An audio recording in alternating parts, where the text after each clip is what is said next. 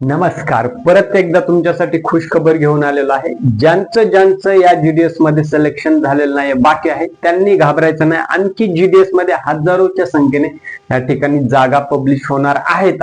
आता त्या जागा कुठल्या पदासाठी असणार आहे, तर कुठलं त्याचा क्रायटेरिया असणार आहे, पात्रता काय असणार आहे, सगळ्या गोष्टी सांगणार आहे. जागा नेमका कधी येणार आणि किती प्रमाणात जागा असू शकतात, सगळ्या गोष्टी डिटेल सांगतो. म्हणून तुम्ही शेवटपर्यंत जस्ट व्हिडिओ बघा, 2 मिनिटांमध्ये सांगतो.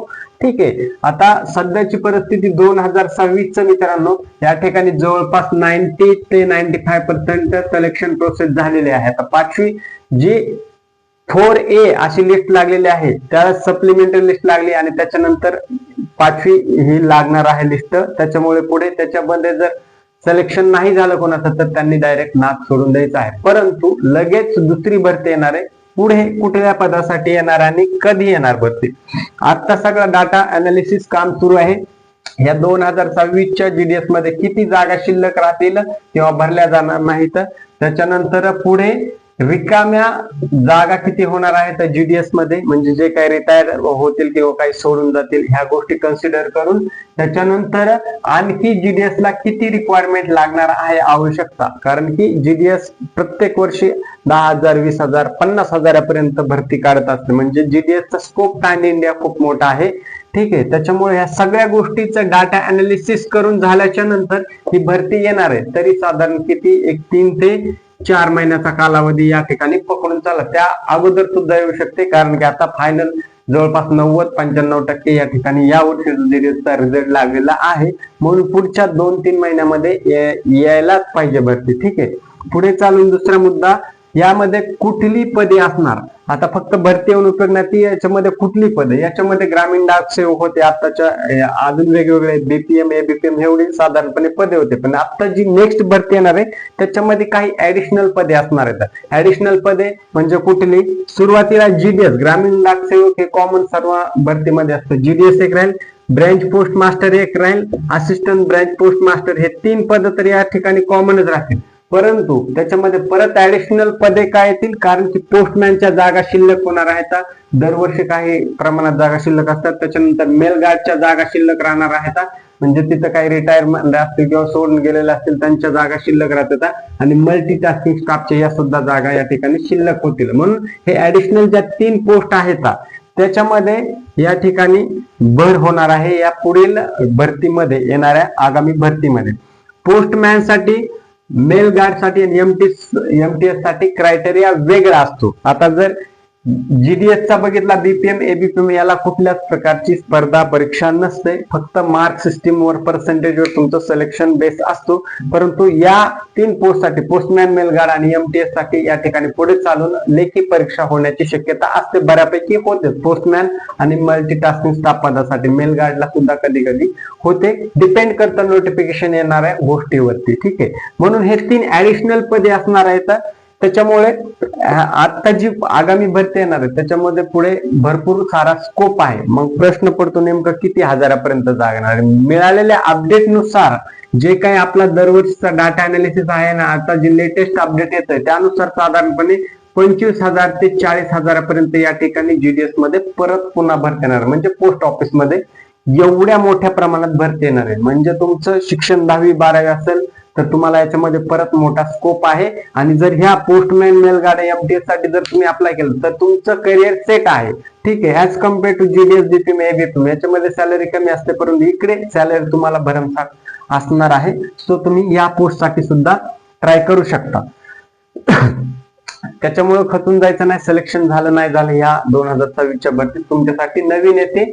तिसरं म्हणजे तुमचं पात्रता. आता याला पात्रता सेम असेल का, या ठिकाणी 10वी आणि 12वी ही पात्रता या इथून पुढे लागू होणार आहे. जेणेकरून बीपीएम, एबीपीएम, जीडीएस साठी 10वी असेल आणि बाकीच्या इतर पोस्ट साठी 12वी सुद्धा क्रायटेरिया असू शकतो. ग्रॅज्युएशन समटाइम्स लागू शकते. ऑफिशियल डिटेल्स नोटिफिकेशन सगळ्या गोष्टी क्लिअर सांगेल. ज्यावेळेस येईल त्यावेळेस तुमचं सगळं एक्सप्लेनेशन, सगळ्या प्रश्नाचे उत्तर दिले जातील. परंतु 10वी 12वी आणि ग्रॅज्युएशनला यदा कदाचित या ठिकाणी संधी मिळू शकते. 10वी 12वी नंतर 100% संधी आहे. ग्रॅज्युएशन वाले सुद्धा फॉर्म या ठिकाणी भरू शकतात. ठीक आहे. त्याच्यामुळे आता या 10वी बेसवरच खूप ग्रॅज्युएट पर्सनने सुद्धा फॉर्म भरले. त्यामुळे 10वी पासून ग्रॅज्युएट पर्यंत सर्वांना संधी आहे, म्हणून कोणीही संधी मिस करायची नाही, डावलायची नाही. ठीक आहे. पुढे चालून मुद्दा पाहायचा झाला तर परीक्षा कोणत्या पोस्टसाठी असणार. तुम्हाला आता सांगितल्याप्रमाणे पोस्टमॅन पदासाठी एक्झाम साधारणपणे रिटन एक्झाम असते. ठीक आहे. त्याच्यानंतर पोस्ट असिस्टंट या पदासाठी सुद्धा लेखी परीक्षा असते. त्याच्यासाठी वेगळा अभ्यासक्रम असतो, त्याच्यानंतर सिलेबस वेगळा असतो आणि लेखी एक्झाम असते, नंतर मेरिट लिस्ट लागत असते. असे साधारणपणे स्टेप बाय स्टेप प्रोसेस चालत असते साधारणपणे. म्हणून काही पदासाठी येणाऱ्या भविष्यात तुम्हाला परीक्षेचा अभ्यास करावा लागणार आहे, तयारी करावी लागणार आहे. आणि पुढे सगळ्यात महत्वाचं म्हणजे मित्रांनो, याच्यामध्ये जे काही पद आहेत किंवा पात्रता आहे याच्यासाठी वेगवेगळे डॉक्युमेंट सुद्धा लागणार आहे. सगळ्यात महत्वाचं ते म्हणजे ह्या भरतीमध्ये काय झालं होतं, काही विद्यार्थी जवळपास 10 ते 15% डॉक्युमेंट व्हेरिफिकेशन मध्ये आउट झालेले. त्यांचं भले मेरिट लिस्ट मध्ये नाव आलं, परंतु डीव्ही मध्ये ते आउट झाले आणि पुढे चालून त्यांचं स्टक झाले. कारण की एकदा आउट झाले डीव्ही मधून तर पुढे थोडासा प्रॉब्लेम होतो, जवळपास त्या भरतीतून बादच होता. त्याच्यामुळे डॉक्युमेंट्स नेमकं या भरतीला कुठले लागणार आहेत आत्ताच जर तुम्हाला माहित झालं तर तुम्हाला पुढे चालून प्रॉब्लेम येणार नाही. तर सर्वप्रथम 10वी 12वी ते ग्रॅज्युएशन पर्यंत तुम्ही फॉर्म भरायला या ठिकाणी अलाउड असणार आहे. 10वीचे आणि 12वीचे सेम मार्कशीट लागणार आहेत. म्हणजे त्या एज्युकेशन सिस्टीम नुसार तुमचं 10वी 12वी मार्कशीट लागेल. त्याच्यानंतर तुमचं पॅन कार्ड किंवा आधार कार्ड लागेल, पासपोर्ट साईज फोटो लागेल, डिजिटल सिग्नेचर लागेल. त्याच्यानंतर तुमचा मेल आयडी लागेल, ऍक्टिव्ह मोबाईल नंबर लागेल. त्याच्यानंतर LC लागेल, तुमचा LC किंवा आपण त्याला TC म्हणतो तो लागेल. त्याच्यानंतर तुमचं डोमासाईल लागेल, डोमासाईल अँड नॅशनॅलिटी लागेल. त्याच्यानंतर स्थानिक भाषेचं म्हणजे लोकल लँग्वेज आपण ज्याला म्हणतो त्याचं त्या ठिकाणी तुम्हाला ज्ञान असणं आवश्यक आहे. त्याच्यानंतर MSCIT झाला असेल तर बेस्ट, किंवा कुठलंही एक संगणकीय प्रमाणपत्र ऍडिशनली असेल तर ते बेस्ट ठरू शकतं. त्याच्यानंतर दुसरं सगळ्यात महत्वाचं, कास्ट मधून जर असाल तर कास्ट सर्टिफिकेट सुद्धा तुम्हाला या ठिकाणी लागणार आहे. ठीक आहे. म्हणून वेगवेगळे डॉक्युमेंट्स लागणार आहेत. नॉन क्रिमी लेअर लागणार आहे OBC वाल्यांसाठी. हे कॉमन डॉक्युमेंट जरी असले तरी याच्यापैकी बऱ्याच विद्यार्थ्यांकडे बरेच डॉक्युमेंट नसतील. सो आत्ताच याची तयारी करून ठेवा, कारण पुढच्या 1-2 महिन्यामध्ये कधी सुद्धा ऑफिशियली नोटिफिकेशन येऊ शकतं. परंतु आपल्याकडे जे आतापर्यंत अपडेट आलं आहे, कारण खूप जण ह्या भरतीमध्ये अजून जॉईन झालेले नाही किंवा लागलेले नाही, ज्यांची खरंच जेन्युइन इच्छा असून सुद्धा त्यांच्यासाठी मोठी आनंदाची बातमी. साधारण 25 ते 40 हजारापर्यंत या ठिकाणी जागा निघणार आहेत. त्याच्यामुळे खचून न जाता ह्या भरतीची तयारी करायची. ओके. याच्यामध्ये जर तुम्हाला काही डाऊट किंवा प्रश्न असतील रिगार्डिंग डॉक्युमेंट रिलेटेड किंवा पोस्ट रिलेटेड किंवा परीक्षा रिलेटेड, नेमकं परीक्षा होती कधी, त्याच्यानंतर मेरिट लिस्ट लागतं किती, त्याच्यानंतर कॅटेगरी वाईज जागा किती येतील, त्याच्यानंतर परत ह्या महाराष्ट्र सर्कलला किती येतील, कारण की ही भरती जी येणार आहे ती फक्त महाराष्ट्रापुरती नाही तर पॅन इंडिया भरती असणार आहे. म्हणजे प्रत्येक सर्कल वाईज जागा डिवाइड केल्या जातील. महाराष्ट्र, गुजरात, कर्नाटक, MP, UP, बिहार, राजस्थान, आंध्र प्रदेश, उत्तर प्रदेश, मध्य प्रदेश, जेवढे काय आपले स्टेट आहेत, तामिळनाडू, ओके, गोवा, सगळ्यांना या स्टेट नुसार या ठिकाणी जागा येतात. त्यानुसार महाराष्ट्राला साधारणपणे ह्या 25 ते 40 हजाराच्या जागेमध्ये साधारणपणे 4000 पर्यंत जागा येणं अपेक्षित आहेत. ओके. आणि ह्या जागामध्ये परत तुमचं कॅटेगरीनुसार डिवायडेशन होईल.